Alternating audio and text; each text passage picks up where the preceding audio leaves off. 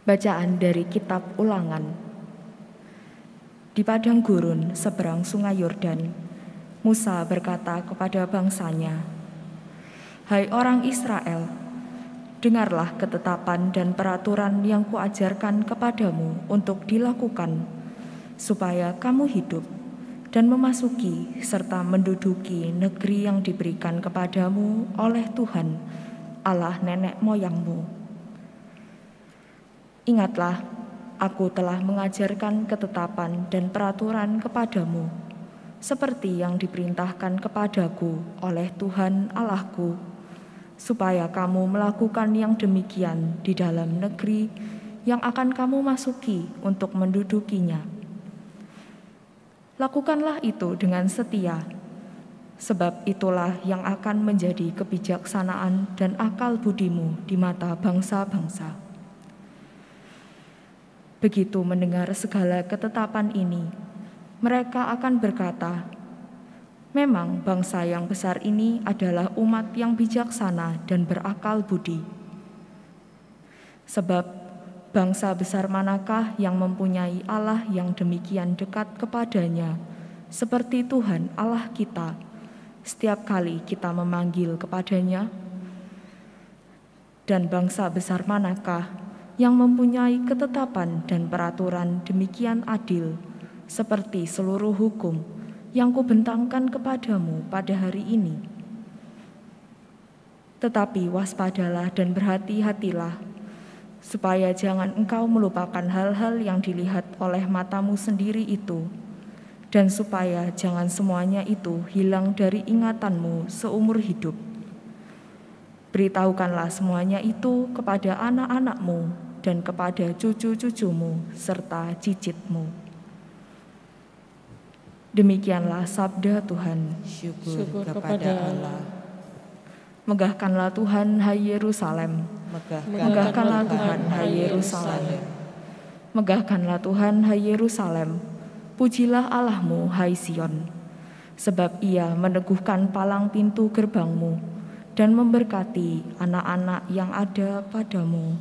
Megahkanlah Tuhan, hai Yerusalem.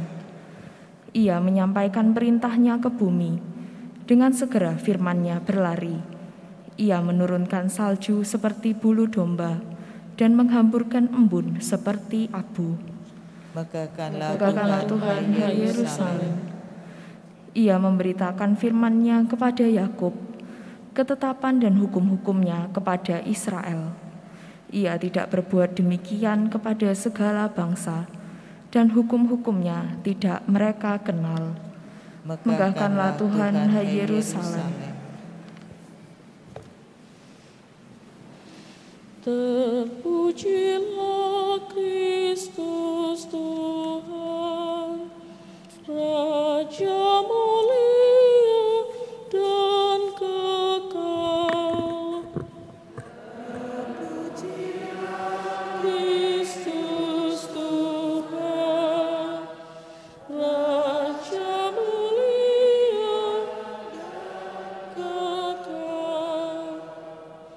Sabdamu ya Tuhan adalah roh dan kehidupan. Engkau mempunyai sabda kehidupan kekal. Terpujilah Kristus Tuhan, Raja mulia dan kekal. Tuhan bersamamu dan bersama roh. Inilah Injil Yesus Kristus menurut Santo Matius. Dimuliakanlah Tuhan. Dalam khotbah di bukit, Yesus berkata kepada murid-muridnya, "Janganlah kamu menyangka bahwa aku datang untuk meniadakan hukum Taurat atau kitab para nabi. Aku datang bukan untuk meniadakannya, melainkan untuk menggenapinya. Karena aku berkata kepadamu, sungguh selama belum lenyap langit dan bumi ini, satu iota atau satu titik pun tidak akan ditiadakan dari hukum Taurat sebelum semuanya terjadi. Karena itu siapa yang meniadakan salah satu perintah Taurat, sekalipun yang paling kecil, dan mengajarkannya demikian kepada orang lain, ia akan menduduki tempat-tempat yang paling rendah di dalam kerajaan surga. Tetapi siapa yang melakukan dan mengajarkan segala perintah Taurat, ia akan menduduki tempat yang tinggi di dalam kerajaan surga. Demikianlah sabda Tuhan. Terpujilah Kristus. Seluruh nabi di dalam perjanjian lama tidak pernah menentang satu sama lain.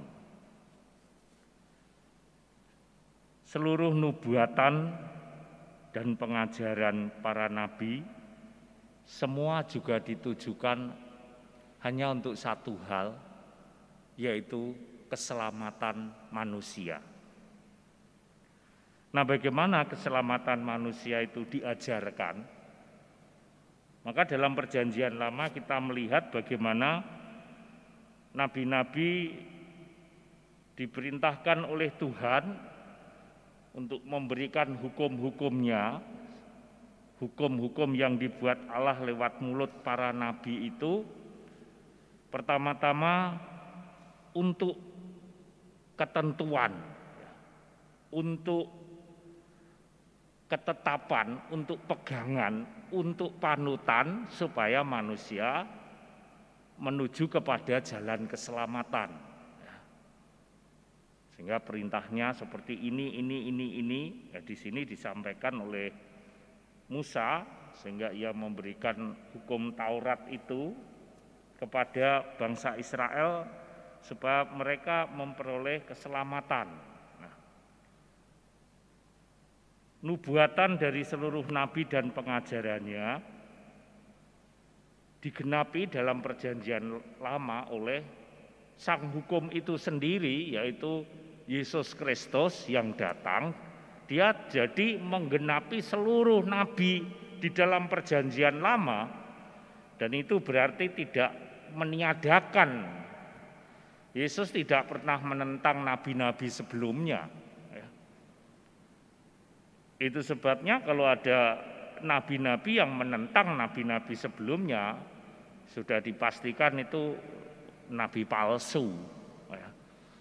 Dan perjanjian yang dibuat oleh Allah lewat Musa ini namanya perjanjian, hanya dibuat oleh Allah Yahweh kepada bangsa terpilih, yaitu Israel. Sehingga hukum-hukum yang diberikan, Taurat dan lain sebagainya, tentu hanya untuk bangsa Israel. Karena perjanjian antara Allah Yahweh dengan bangsa terpilih, bukan dengan semua bangsa. Jadi hukum-hukum itu tidak berlaku untuk bangsa lain. Itulah sebabnya kita melihat Yesus juga mengatakan, kamu jangan menyangka aku datang meniadakan hukum Taurat atau kitab para nabi. Artinya Yesus tidak pernah menentang, tapi aku menyempurnakannya, menggenapinya. Jadi di situ kita melihat bahwa Yesus datang tidak untuk menentang, tapi untuk menggenapi. Itu artinya apa? Memberikan makna yang baru. Kalau tadi hukum-hukum yang diberikan bersifat kuat, artinya apa? Lahiriah secara kuat. Karena apa? Menghadapi bangsa Yahudi yang tegar tengkuk, harus diberi hukum-hukum yang jelas dan disiplin. Nah, Yesus datang itu bukan meniadakan hukum-hukum ketat itu, tapi memaknai yang lebih dalam. Hukum Taurat 10 perintah Allah itu kan kita melihat ada 10 dan itu dikemas atau disederhanakan oleh Yesus hanya menjadi 2, yaitu kasih kepada Allah, lalu kasih kepada sesama. 1-4 itu kasih kepada Allah, 5-10 kasih kepada sesama. Itulah sebabnya seluruh nabi-nabi itu hanya menubuatkan Yesus. Seluruh nabi perjanjian lama hanya memfokuskan untuk nanti digenapi semua itu oleh seorang Mesias, dikatakan begitu. Bukan di luar Mesias ya. Tetapi Mesias nabi itu nanti yang akan menggenapi, terutama yang diceritakan oleh Yesaya ya. Itu kita lihat bagaimana nabi-nabi itu memberitakan fokusnya keselamatan pada Yesus. Nah, Yesus datang juga untuk menyelamatkan kita. Maka dia memperbaharui semua, menggenapi seluruh itu, maka selesailah sudah. Maka setelah Yesus berkata, setelah aku hati-hati, ada banyak penyesatan. Artinya apa? Ya setelah Yesus tidak ada nabi lagi. Kalau muncul nabi lain, ya pasti sudah orang Israel tahu itu pasti nabi palsu di seluruh zaman.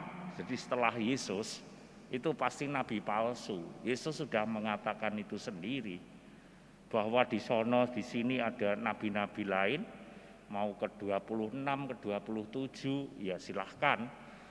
Tapi kekristenan mengatakan bahwa nabi itu sudah ditutup, selesai, digenapi oleh Yesus. Itu sebabnya Yesus pada akhir hayatnya berkata, selesailah sudah.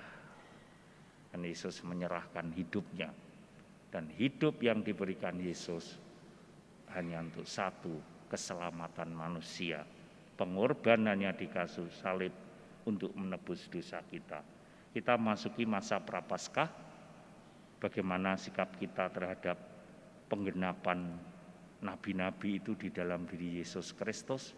Apakah kita sudah menjadi pelaku firman atau kita hanya sekedar membaca? Mari kita dituntut oleh Yesus untuk juga menggenapi nubuatan yang kita dikatakan Yesus apabila kita juga sudah melakukan perintah Allah, yaitu mengasihi Allah dan sesama. Sudahkah di masa prapaskah ketiga ini kita semakin menghayati perintah-perintah Allah dan kehendak Allah? Semoga minggu pekan prapaskah senantiasa menyempurnakan ibadah kita, menyempurnakan doa kita, menyempurnakan mati raga kita. Berkat Allah menyertai kita sekalian.